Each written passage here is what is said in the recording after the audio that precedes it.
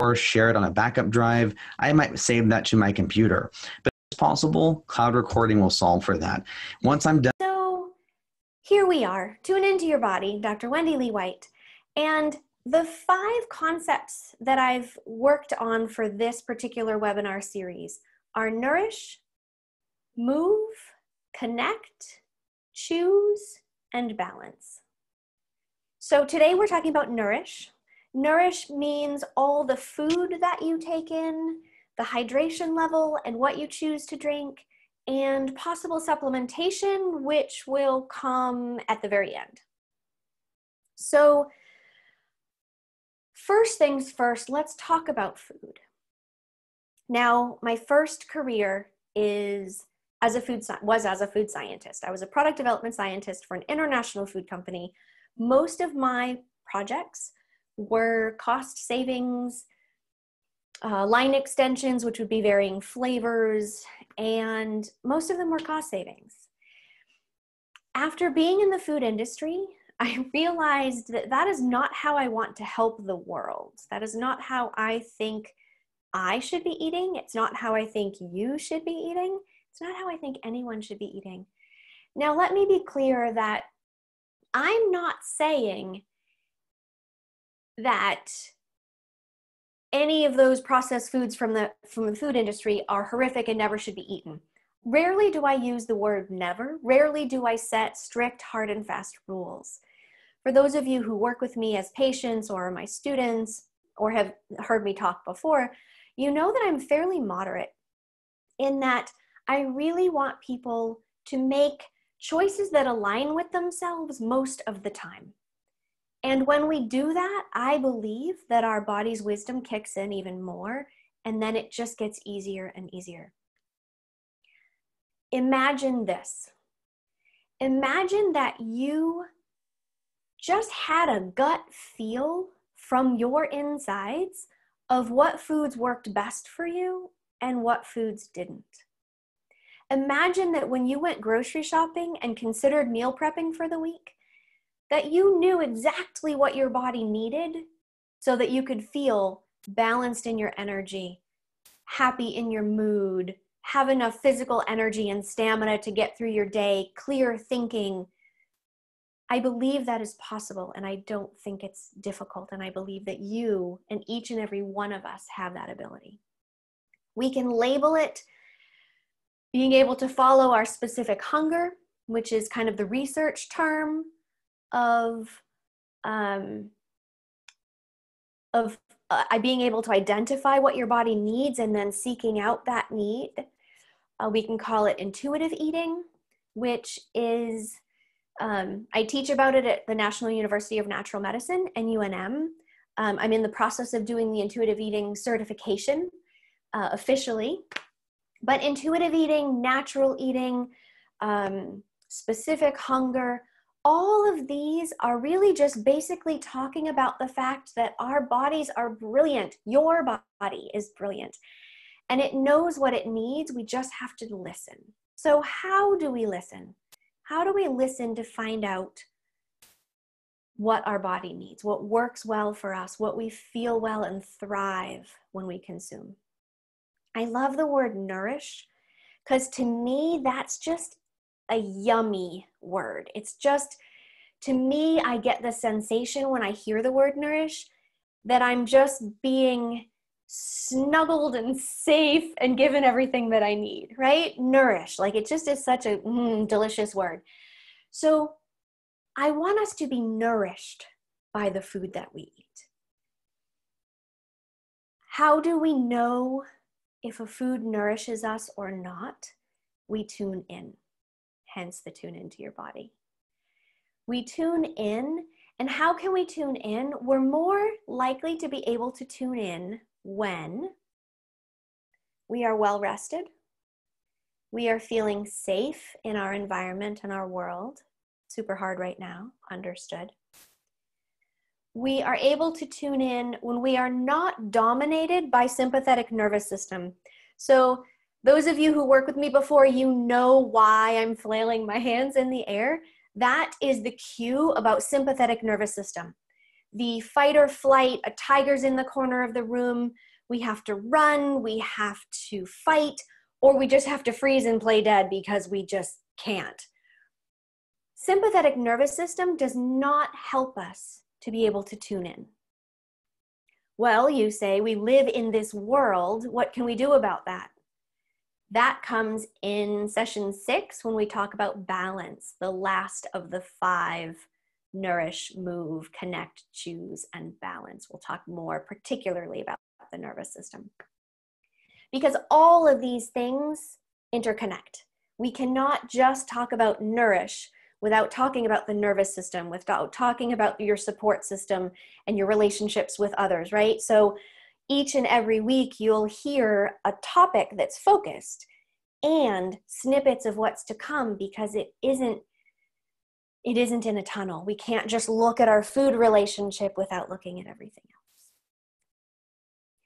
So it's more easy to tune in to see what your body is needing when you're well rested, supported, not totally in sympathetic nervous system mode, have some aspects of parasympathetic dominance in your system, and you're just mindful and paying attention.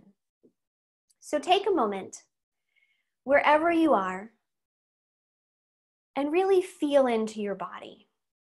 For those of you who have a meditation practice, or who have done meditation before, or who have done belly breathing or focused breathing or yoga, whatever it might be, you know what to do. You know how to get into your body. For those of you who are like, this is a really strange concept, my suggestion is to first just do an awareness scan. Like, sit here, take a breath, and just notice some part of your body that you can feel. It may be the squeaky wheel that needs the grease. It may be that knee that's aching and bothering you. It may be your feet on the floor. It may be your sits bones in your bottom on the hard chair that has no cushion. Whatever it is, whatever that part of your body is that gets your attention, start there. Remember, everything that I recommend is not hard. Many of my patients, now I've been doing this for 12 years, many of my patients discount things that I suggest because they sound so simple that they feel like it just can't be helpful. But let me say, and you'll hear me say it again and again and again, this is not torturous. I get excited. This does not have to be hard. We are so well designed that the moment we begin to give support to our bodies say, ooh, give me more of that. And then we evolve into getting easier and easier. So as you're increasing your awareness of your body, you either found your feet, your knee, your cranky bottom because you're on a hard chair, your breath. Spend a moment thinking about how that feels. We're not excellent at conveying how we feel. When someone asks us, oh, how are you? Oh, fine, how are you? Fine. We expect a fine, a good, a nah. We don't really want to hear how someone is. Therefore, we don't really get good at knowing how we really are. How often do you just not even check in with yourself before you reply to someone of how you're doing? You can see we're talking about nourish today. Food, hydration, and supplementation. And we've just spent 10 minutes talking about being in your body and your nervous system. That's how everything is connected. It is incredibly difficult to feel into what your body needs if you're in in sympathetic nervous system dominance, in that stress mode. If you are stressed about following a perfect diet, or a perfect therapeutic diet, or a perfect weight loss diet, or the perfect organic, sugar-free, et cetera, diet, if you're stressed about following a perfect diet, you're emphasizing your sympathetic nervous system, you're minimizing your ability to tune in to hear what your body is telling you. Nourish, not stress, nourish. Food that feeds you on all levels, mental, emotional, spiritual, and physical. Another guideline for choosing foods, because let's be honest, my experience in the last 12 years says that many people take weeks to months to even years to learn how to truly be able to tune into themselves and to hear what their body is telling them. My latest blog post, head over to my website, drwendyleewhite.com, hit the blog tab. My latest blog post, actually it might not be live yet. It'll be live on the next day. My last newsletter contained this information, but I will make it a blog post, is about internal versus external cues. If we approach food and our ability to be nourished only based on external cues, the number of calories someone told us we were supposed to consume, the rules that someone else created, the time on the clock that says 8 a.m. breakfast, noon lunchtime, 5 p.m. dinner. If we rely on external cues all the time to help nourish us, we're setting ourselves up. Can't think of the proper word. I don't want to use failure because it is such a polarizing term. We're setting ourselves up to be more challenged to be nourished. When we can rely on our internal cues, how hungry or full am I? How much energy do I feel like I need heading into this coming day? What foods do I know give me heartburn or indigestion and bloating and an upset stomach, or make me constipated or make me have diarrhea? What foods do I know have experienced directly that affects me? No one else's rules, no one else's guidelines, all based on your experience and your internal information. That's what I suggest for you for Nourish.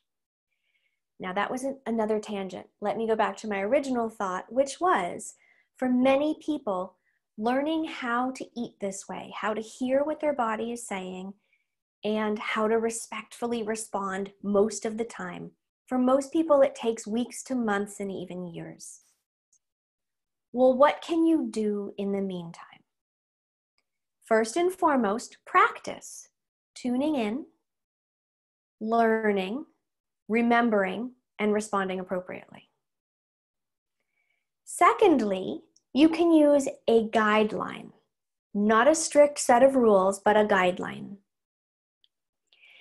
If you know your blood type, I believe that the majority of the people that I've worked with fall stereotypically under the guidelines for their blood type. Now, what does that mean?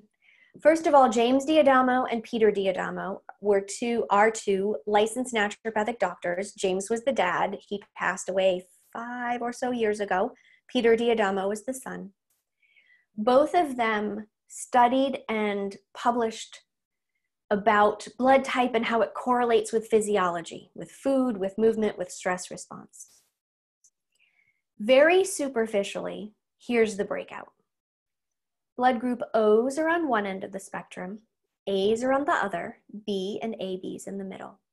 Blood group O's, from a dietary perspective, often do best when they have high animal protein, quality of course, that's another offshoot, high quality animal protein, lots of vegetables. They tend to feel best and less inflamed. Remember the teacup analogy from week 1. For those of you who haven't seen week 1, please do go listen to the recording, accessed through your Zoom registration link. So O's tend to feel best when they minimize wheat and dairy and peanuts. Those tend to be the 3 major irritants for a blood group O. Again, these are guidelines, in my opinion. If you read a lot of the literature around blood type diets, you'll see that they're listed as avoids, foods that never should be eaten. It's not my philosophy. I believe that our body has resilience. When we do things that irritate us a bit, we feel the effects a little bit or a lot, and we rebalance from them.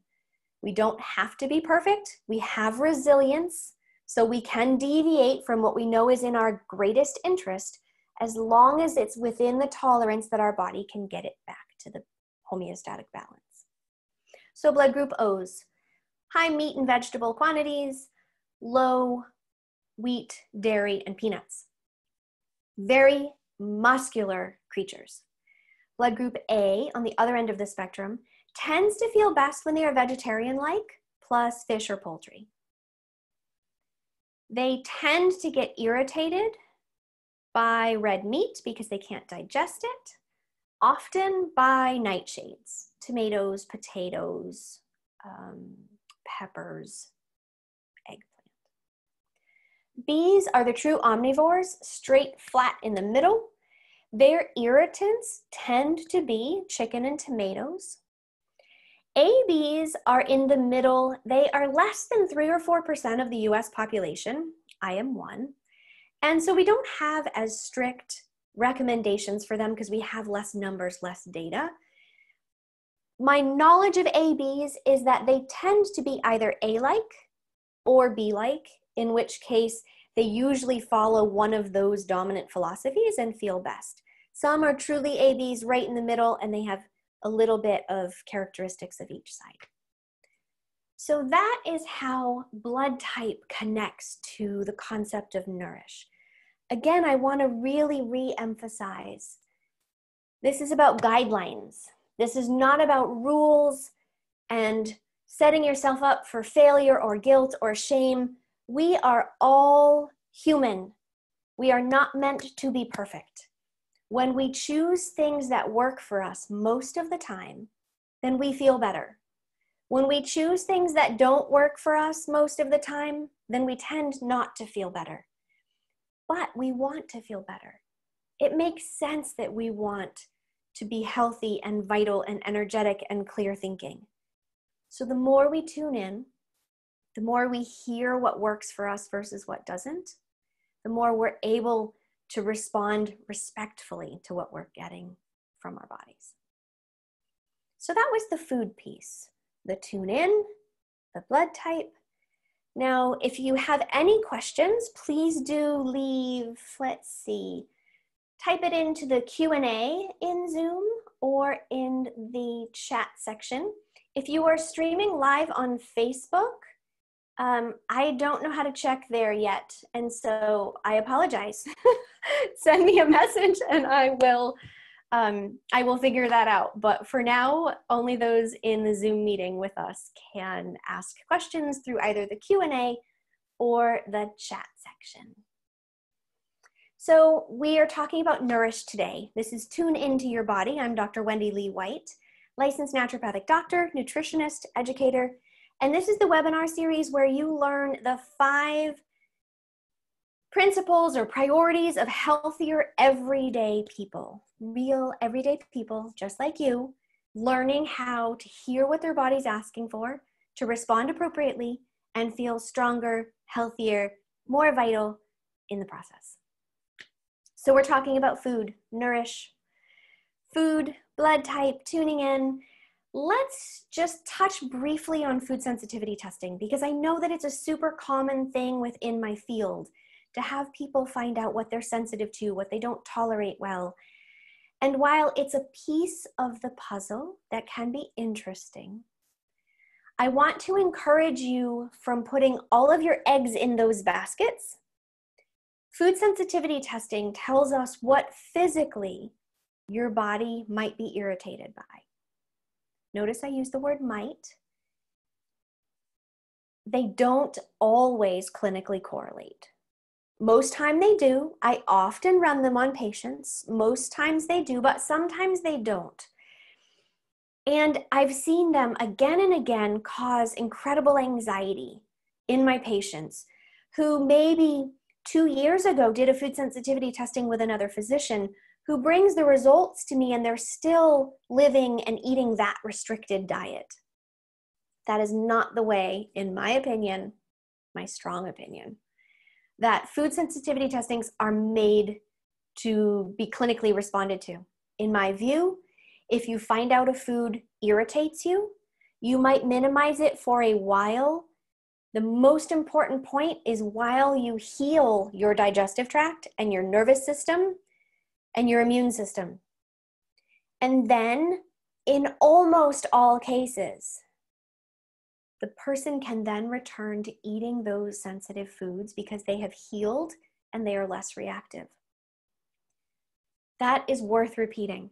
In almost all cases, patients can return to eating the foods that they were once food sensitive positive for, because we have healed their digestive tract, their immune system.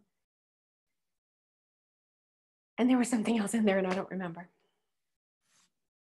So food sensitivity testing, it's an important topic for me.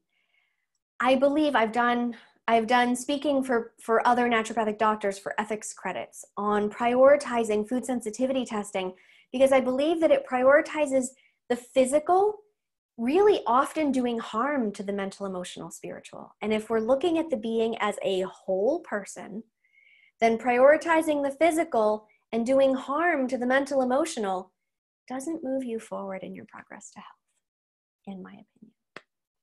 So that's the Nourish piece as it relates to food. Let's briefly touch upon hydration. Again, when we rely on external cues, we think we have to drink whatever the recommendation is, 8-ounce glasses a day, half of your body weight in ounces of water, whatever the recommendation is that you've been told. It's an external guideline. My suggestion? Sure, use one of those as a place to start. And what? Tune in and see how you feel. If you are eating a very highly processed diet, think about highly processed foods. They are often drier, like crackers, cookies, processed foods that have that come in a can or in a freezer container that you throw in the microwave. They're also very high in sodium for preservation. Processed foods have long shelf lives. That's the benefits of processed foods. It allows us to harvest a big crop and save it for future. That's the benefit. The drawback is when you eat those foods that are incredibly dehydrated or very high in sodium, you need more water to offset those dehydrated foods or that high sodium. So for those people who do eat more processed foods than others, either for convenience, because they don't know how to cook, because they don't have access to fresh food, I acknowledge that that's a real thing. For yes, in the United States of America, it's a real thing. When you eat a high processed foods diet, yes, absolutely, you need to pay attention and increase your water intake. Start at those guidelines, whether it's 8-ounce glasses a day or half of your body weight in ounces a day. If you need an example of that, if you weigh 160 pounds, half of that pounds is 80. If you drank 80 ounces of water a day, that would be half of your body weight in ounces. That would be about 10 8-ounce glasses. If you start there and you're a very high processed food eater, you might realize that you're still not urinating very frequently and it's still very dark in color. 2 factors that I'm going to ask you to pay attention to. If you are a whole foods eater, meaning you eat mostly fresh fruits, fresh veggies, whole grains, and meats, then you're getting an abundance of water through your diet. You may find that when you drink 8-ounce glasses of water a day, you might find that you are peeing more frequently than once an hour, and it is reliably clear. So the 2 things that I've talked about for either of those examples, and of course, most of us fall somewhere in the middle, some processed foods, some whole foods, somewhere in the middle. But if you look at how frequently you're urinating and the color of it, that will give you a guideline as to how you're doing hydration-wise. If you're urinating every couple few hours and it's pale yellow to clearish, then you're probably fully hydrated. If you are peeing hourly and it is reliably clear, you're probably overhydrated and you could be wasting some of your minerals in your urine. What a waste.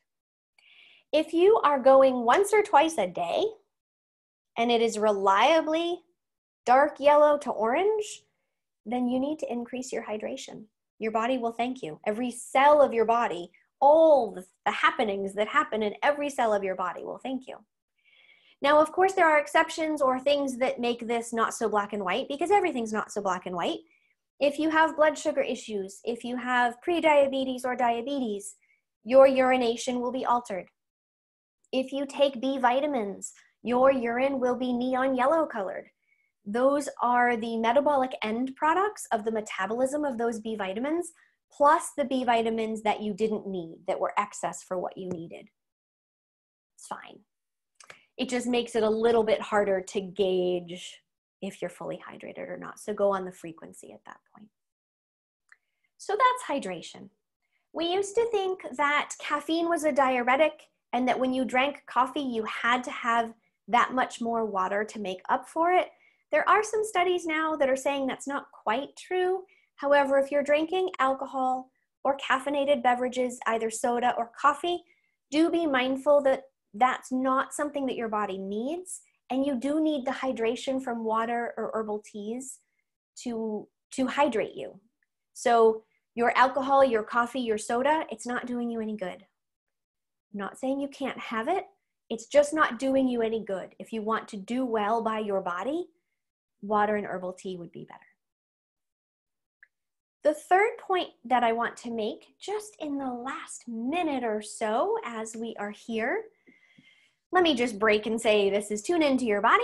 This is our weekly webinar with Dr. Wendy Lee White. I am a licensed naturopathic doctor, nutritionist, and educator, and I want to help you know about the 5 habits or priorities or perspectives of healthier everyday people.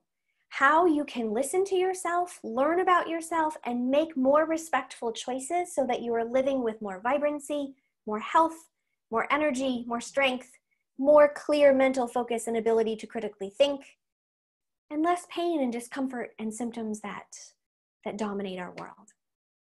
So the last piece in this Nourish day, the first was food, the second was hydration, the third is potential supplementation. And let me just say that it's last for a reason. Yes, I do use supplements. I do. When someone tests low in vitamin D, which is something that you should not be testing low in right now, there's great evidence for vitamin D and immune system and virus resilience. If someone tests low in vitamin D, yes, we will use vitamin D supplementation to help bring their levels back up. We will also discuss safe sun exposure and how to increase the vitamin D production when you are exposing yourself to the sun. But I do not believe that supplementation replaces healthy, strong habits, good food, good movement, good relationships, good sleep, all the things that we're talking about in this webinar series. Supplements are just that, supplemental. Yes, vitamin C has an abundance of research to increase your immune function. And there are lots of foods that are high in vitamin C. So food, first and foremost, and all of the other things that we're going to talk about within this webinar series, and supplementation is just that, supplement to a healthy lifestyle. A caveat of supplementation, regulation is poor. If you purchase supplements through mainstream, you can be getting things you don't want to be getting in your supplements, and you can be getting things that you thought you were getting, but you're not because they mislabeled or they didn't test adequately, or the product broke down in storage, or it's in a form that's cheap and stable, but not well absorbable. So please do consult an actual licensed practitioner to be able to guide your supplement choices. Why waste your money when you're not absorbing it or it's not what you need? So there we are. We have spent 30 minutes with Tune Into Your Body. I'm Dr. Wendy Lee White. I'm incredibly grateful that you've joined me. Now more than ever, we need to have faith in our bodies. We need to have faith that we can know what we need. We can live appropriately. We can strengthen ourselves individually. That's where the healing happens. The healing does not happen when an external force comes in and makes something happen. The true healing happens when we internally mount a response that is needed to rebalance our system. We all have that ability. You have the ability to heal yourself. You just need to learn that's not true. You need to remember how. We were all born with this amazing, innate, built-in knowledge. And we have layered on all of these external rules that have hidden that built-in wisdom. I'm suggesting by living this way, learning about our internal cues, responding appropriately, that is what is going to allow us to get back to our built-in wisdom of knowing exactly what we need, exactly how to heal ourselves, and exactly how to save this world. I love you all. I am here to support you. Thank you for checking in. For those of you who have checked in on the chat, I love seeing your names there. I love seeing the feedback. Please message me wherever you have access to me. Register for this webinar series that will allow you to access the recordings. And please share this. We need to spread this information. Now more than ever do we need to spread this information. We are incredibly designed beings. Let's live that way. Let's know we have internal power. You have internal power. You are an incredible being. I would love to help you remember how to access it. Thank you all, and I will see you next week. Take care.